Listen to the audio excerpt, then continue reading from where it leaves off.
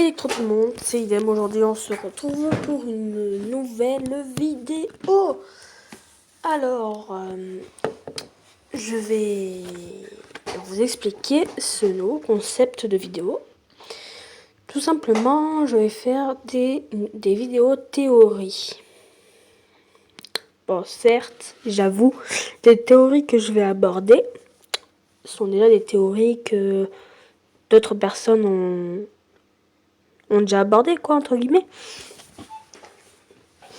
Et en même temps, je vais vous dire si j'ai des théories ou pas. Parce que je sais que j'ai des théories, mais je m'en souviens pas forcément. Alors, c'est pour ça que on va aller voir des vidéos théories. Pas trop longues. Il faut quand même que je parle moi en particulier. Ah putain.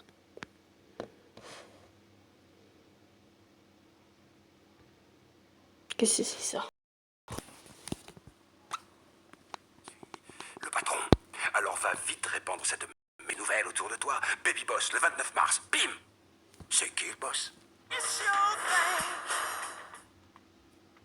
Yo les splashers, bonjour. Bref.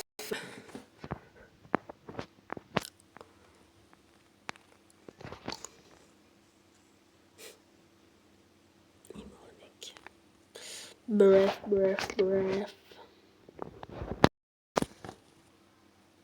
Aujourd'hui, on va commencer avec une petite théorie.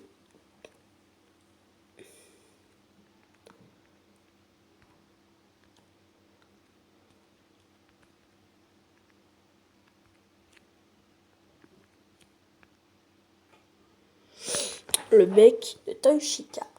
Toychica, pardon. Oui, je suis français, mais bon. Donc ça, c'est la vidéo que je connais le plus.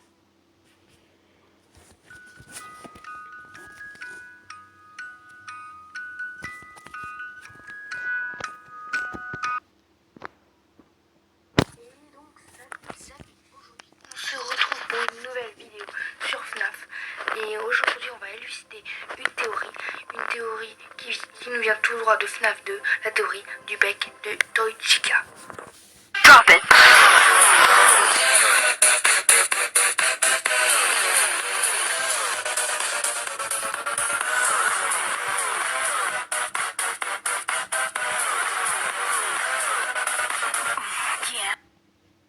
Alors c'est l'une des questions les plus posées par les soi-disant news de FNAF.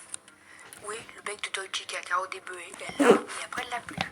Alors, c'est une théorie assez connue, mais ne vous attendez pas à une théorie de ouf. Ça aurait pu être génial, mais ce qu'ils en ont fait, vraiment je pense que c'est pas une bonne idée. En fait, vous dites, avec le bec de Toychica, on peut faire un rituel maléfique pour invoquer Dark Freddy ou Dark Bonnie et tout. Non, pas du tout. What? C'est quoi cette théorie de merde? En vrai, Chica enlève son bec car elle mord. Tous les toys veulent vous mordre, sauf Balloon Boy parce qu'avec ses dents on dirait un bébé, donc il peut pas trop nous mordre. Mais si vous regardez tous les jumpscares, vous pouvez voir que principalement dans tous les jumpscares, ce qu'on voit c'est leur bouche. Ils essaient de nous mordre, alors que Chica avec son bec elle peut pas trop nous mordre, donc c'est pour ça qu'elle l'enlève. Voilà, c'est vraiment une théorie pas du tout ouf. C'est juste une théorie parce qu'elle peut pas nous mordre. Ah bon, bref. Ouais, c'est bon. Si vous n'avez pas compris, en fait, il nous raconte que, tout simplement, le bec de Toychica, elle l'enlève pour mordre, voilà. Mais bon. Après, il y a une autre petite théorie pour le plaisir qui dit, même si c'est, j'avoue, c'est pas une théorie, mais bon. La théorie qui dit, c'est que la marionnette lui a enlevé parce qu'elle fait pas peur, voilà. Mais bon, c'était une vidéo d'un mec qui fait des animations FNAF, et donc du coup, c'est pas vraiment une théorie, même si c'est probable. Parce que quand même, FNAF ça n'existe pas, donc on peut se croire au paradis des théories, quoi, si vous voyez ce que je veux dire. Bref, c'était une petite théorie, voilà, qui fait bien plaisir, contre, franchement, je vais pas rester sur ça parce que franchement, cette théorie, je suis pas fan. Pas la théorie en elle-même, mais je veux dire, le bec de Totchika, c'est pas un grand mystère. Voilà.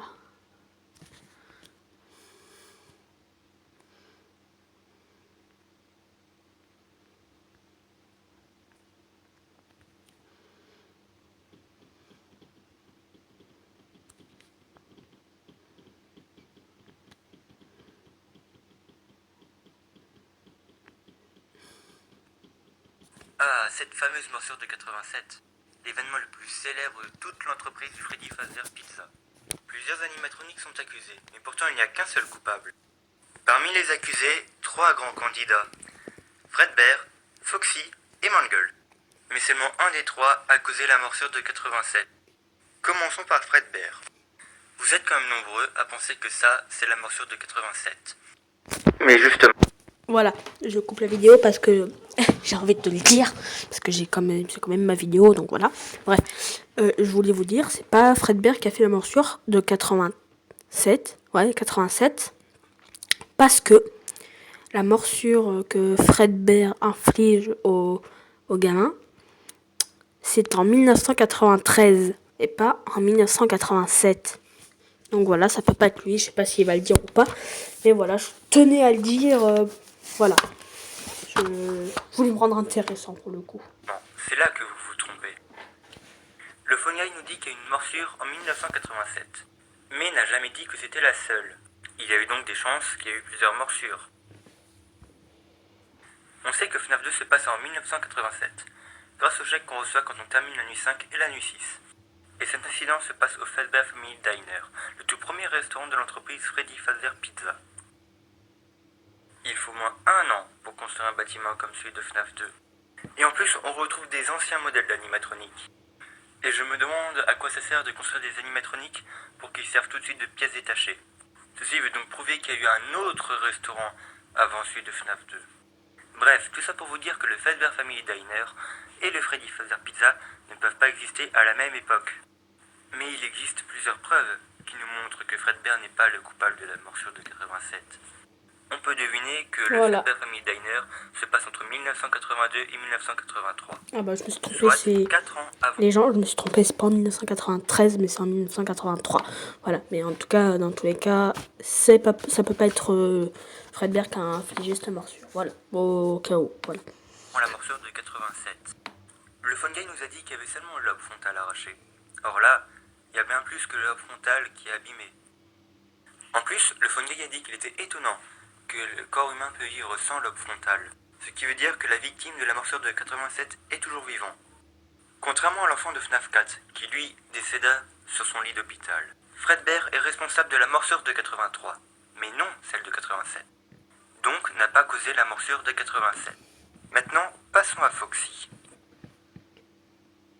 Il n'y a malheureusement pas grand chose à dire sur Foxy. Foxy est un ancien animatronique, il est donc pas censé être montré en public la journée. Et en plus, Foxy est un animatronique désactivé. S'il est actif la nuit, c'est tout simplement parce que celui-ci est tenté par un enfant assassiné. En plus, le Phone Guy, qui nous aurait d'ailleurs informé en cas de problème, n'a rien remarqué d'anormal chez les anciens animatroniques. Contrairement aux nouveaux. Même s'il y a peu de preuves qui montrent que c'est lui qui n'a pas causé la morsure de 87, attendez donc un peu, vous verrez ça plus tard. Foxy n'est pas responsable de la morsure de 87. Maintenant, passons à Mangle. Et toutes les preuves nous montrent que c'est elle qui a causé la morsure de 87. Mangle est un modèle toy qui s'est fait détruire et démonter par les enfants, d'ailleurs dont le nom l'a démembré. Ce que je veux dire par là, c'est qu'il y a de grandes chances que les enfants l'ont déprogrammé, la rendant plus agressif. Et je peux parfaitement confirmer cette théorie. La pizzeria est ouverte au public la journée, donc des enfants sont censés jouer avec Mangle. Mais pourtant, il y a quelque chose qui m'échappe. Mangle garde tout le temps la même forme au fur et à mesure des nuits. Elle est parfaitement identique à la nuit 1, nuit 2, nuit 3, nuit 4, nuit 5, nuit 6 et même au costume night. Ceci veut dire donc que les enfants n'ont plus osé y toucher. Pourquoi ? Peut-être parce qu'elle est devenue plus agressive. Ce qui peut encore confirmer cette théorie, c'est tout simplement pendant l'heure de son jumpscare. On peut voir ici qu'elle vise notre lobe frontal, mais ce n'est pas tout. Si les modèles taille sont détruits dans FNAF 2, c'est parce que l'un d'entre eux a causé la morsure de 87. Et on l'a vu avant, il s'agit de Mangle. Mais alors, pourquoi détruire tous les animatroniques si c'est que Mangle qui a causé la morsure de 87? Le Phone Guy nous informe que les modèles Toy agissent bizarrement dès qu'ils croisent un adulte. Et donc, pour raison de sécurité, décide de détruire tous les modèles Toy afin d'éviter les accidents. Et voilà, maintenant vous savez que c'est bel et bien Mangle qui a causé la morsure de 87. J'espère donc que cette vidéo théorie vous aura plu, et on se retrouvera bien. Bref. Donc voilà, moi aussi je pense que c'est Manuel personnellement. Voilà. Donc revenons à ce qu'il a dit sur les animatroniques qui ont été détruits par mesure de sécurité, etc. Ils ont été détruits par mesure de sécurité parce qu'ils regardaient les adultes bizarrement. Pourquoi, me direz-vous? Tout simplement parce que les enfants qui ont été tués dans les restaurants, tout simplement. Et vous allez aussi me dire... Ah, attendez, j'ai bugué. Du coup, je disais, c'est un adulte qui a tué les enfants. Et dans le système animatronique, il y a des fichiers de police qui permettent aux animatroniques de détecter le visage humain. Le visage... Excusez-moi. Du coup, je disais qui détecte le visage humain des personnes qui sont recherchées dans les fichiers. Mais malheureusement, ils ont été, entre guillemets, débranchés, si on peut dire. Et comme ils ont été débranchés, eh bien... ils ont été aussi, du coup, désactivés par Springtrap, pour ceux qui pourraient dire, en voyant la photo. Non, par la personne qui hantera Springtrap, tant. Je reformule, par Purple Guys. Oui, je sais ce que vous allez vous dire. Ah, trop fort, son pseudo Clash Royale, c'est Purple Guy et tout. Oui, bon, c'est pas grave, on s'en fout. Je disais donc, à un moment, je suis pas vraiment sûre, mais dans le 3, le Phone Dude nous dit que il y a des pièces de sûreté ou un truc comme ça. Je sais pas quand est-ce qu'il dit, ni dans le 3 ni dans le 1, ou j'en sais rien. Je sais pas quand est-ce que le Phone Guy ou le Dude le dit, mais je crois qu'il dit il y a un technicien. C'est le mot que je cherchais. Et qui est mieux placé pour déprogrammer des animatroniques? Le technicien, bien sûr. Et du coup, comme il a débranché les connecteurs faciaux de police, du coup, les animatroniques, ils voient les visages des adultes et du coup, comme ils ont été débranchés, eh ben, ils reconnaissent probablement l'adulte et du coup, ils ont des doutes. C'est pour ça qu'ils ont bien évidemment agi comme ça, de cette façon, envers les adultes.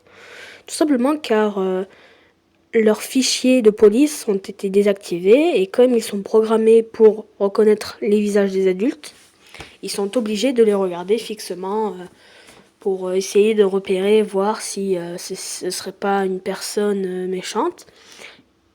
Et vous voyez le son que produit Mangle, le bruit un peu de radio cassée. Vous voyez, je viens d'employer le bon mot, radio cassée. Et radio cassée veut dire aussi radio de police, non? je reviendrai là-dessus un autre moment dans une autre vidéo.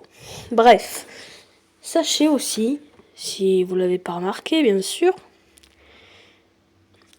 dans FNAF 3, pardon, j'ai bugué, dans FNAF 3,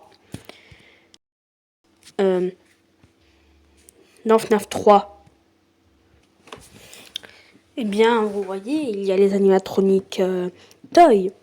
Oui, je sais, j'ai... Oh, putain, j'ai remarqué un truc qui m'a bien fait flipper. Bref, on s'en fout. Et vous voyez, il y a les animatroniques Toy, n'est-ce pas? En y repensant, je viens de repenser à une théorie que je vais vous dire à la fin. Donc je disais, vous voyez, il y a les animatronics Toy, Chica, Toy Bonnie, et j'ai l'impression de voir Mangle. Et aussi un petit peu Toy Freddy, oui, nous voyons Toy Freddy. Et par la même occasion, Foxy et la guitare de Bonnie, ou peut-être Toy Bonnie, je ne sais pas. Et aussi la tête décarcassée, si je peux dire, de Balloon Boy. Ça tenait Balloon Boy qui nous fait bien chier. Bref, je disais donc, il y a bien les têtes des animatroniques Toy qui ont été détruits. Mais pourquoi se retrouvent-ils dans un restaurant comme ça, alors qu'ils ont été détruits? Ok, vous allez me dire, oui, mais le créateur de Freddy Fazbear Fright, il les a récupérés. Mais s'ils ont été détruits, les costumes aussi, qui ont enveloppé des endoskeletons, ont été aussi détruits, non? Donc pourquoi il reste une carcasse vide des animatroniques? Je ne sais pas, et je ne le saurai peut-être jamais. Mais vous dites aussi que le fan dude ou le fan guy nous dit bien évidemment que le créateur du restaurant, je sais pas moi, il a fait ce restaurant pour faire peur, etc. Bref, il a mis ça, mais pour Springtrap, c'est comme des trophées, n'est-ce pas? Bref, je revenais sur ma théorie que j'avais dit, dont je ne me souviens déjà plus. Oui, c'est ça. Voyons voir. Dans FNAF 3, il y a Bonnie. Il n'y a pas Bonnie. Bon, déjà, ça, c'est pas si grave que ça. Même si ça fait un peu bizarre de ne pas avoir Bonnie dedans. Bref. Bonnie se fait remplacer par Springtrap. Mais ça, on y reviendra plus tard. Oui, je sais, on revient sur des choses bien plus tard aussi, je sais. Bref. Dans FNAF 3, nous voyons Freddy, Bonnie, pas Bonnie, non, Spring Bonnie ou Springtrap. Attendez, mince, je reprends. Nous voyons Freddy, Springtrap, Chica, Foxy, Mangle ou bien évidemment Funtime Foxy et le fameux Balloon Boy. Ensuite, nous voyons ces animatroniques-ci. Je ne pense pas que je les ai ratés un ou deux, mais je pense que je les ai tous dit. Bref. Nous voyons tous ces animatroniques. Mais pourquoi ne voyons-nous pas Toy Freddy, Toy Bonnie, Toy Chica? Ouais, c'est tout. Ah, j'ai oublié aussi. Dans FNAF 3, nous voyons aussi, je le répète, nous voyons la marionnette. Voilà, nous voyons aussi la marionnette. Oh putain de merde, mon gars, c'est chaud de night. Wow, bref, qu'est-ce que je veux dire? Ah oui, nous voyons, voilà, nous voyons celle-ci. Voilà, elle est un peu défigurée, mais bon, ce n'est point grave. Voilà, nous voyons tous ces animatroniques-ci. Mais pourquoi ne voyons pas les animatroniques Toy? Car nous voyons bien Mengele, ou probablement notre ami Balloon Boy, que j'ai envie de tuer à chaque fois que je le vois. PS, je fais ça, mais j'ai jamais joué à FNAF, alors... Enfin, si, j'y ai joué, mais j'aime pas y jouer. Enfin, bref, ça me fait peur. Oh putain, moi je me casse, voilà. Bref, nous voyons ces animatroniques là, mais... Voilà, j'y reviens. Nous voyons pas les animatroniques Toy. J'ai dit ça pendant 20 minutes. Pourquoi donc? Et cela est pareil dans FNAF 4. Vous dites tous là, les théoristes, les youtubeurs. Oui, mais dans FNAF 4, les animatroniques genre Jacko, Freddy, Jacko Bonnie ou Jacko Chica, même Mengele, Balloon Boy ou la marionnette, c'est que pour Halloween. Mais en attendant, ils sont peut-être pour Halloween. Mais pourquoi ceux-là sont pour Halloween? Pourquoi ils ne mettraient pas Toy? Nightmare, Toy Chica, Nightmare, Toy Bonnie, Nightmare, Toy Freddy. N'est-ce pas, hein? Pourquoi ils ne les aiment pas? Hein? Pourquoi dans tous les FNAF, Balloon Boy et Mengele nous suivent? Car oui, ils nous suivent. Entre guillemets, bien évidemment. Car dans FNAF 2 jusqu'à Sister Location, eh bien, nous voyons notre ami Balloon Boy et Mengele, ou Toy. Ah, nous voyons aussi Toy Foxy. La féminine Toy Foxy. Bon, après, je comprends que dans Sister Location, nous voyons Freddy, ou Funtime Freddy, mais c'est logique aussi, parce que c'est Five Nights at Freddy's, pas Five Nights at Baby, ou je sais pas moi, Foxy, voilà, bref. Nous voyons ces deux animatroniques qui nous suivent tout au long du jeu à partir du 2. Pourquoi? Vous allez me dire. Eh ben, je vous avoue que j'en sais rien. Voilà, j'en sais rien. Je ne suis pas non plus un théoriste du plus haut niveau. Mais je tenais à le dire car franchement, ça m'intrigue énormément. C'est hallucinant quand même, hein. C'est chaud. Non, c'est franchement, ça m'intrigue vachement. Pourquoi ils nous suivent? Peut-être qu'il a aimé un style, peut-être qu'il a une amoureuse qui aime cette animatronique et qui la laisse, ou j'en sais rien. Après, c'est bien possible, hein, non plus, Scout Cotton, c'est pas non plus un animatronique en lui-même, hein. Bref. Voilà, ce sera tout pour cette petite théorie, j'en ferai bien d'autres, parce que je rêvais de faire ça. Mais j'ai tellement de choses à dire, franchement, je peux pas m'arrêter, quoi. Voilà, qu'est-ce que je pourrais parler d'autre je vois pas. Bref, je vous dis ciao tout le monde, Pixel, bye bye, et amusez-vous bien. Peut-être faites-vous une théorie à vous aussi, hein, voilà, au calme. Bon, allez, je vous dis ciao tout le monde, Pixel, bye bye.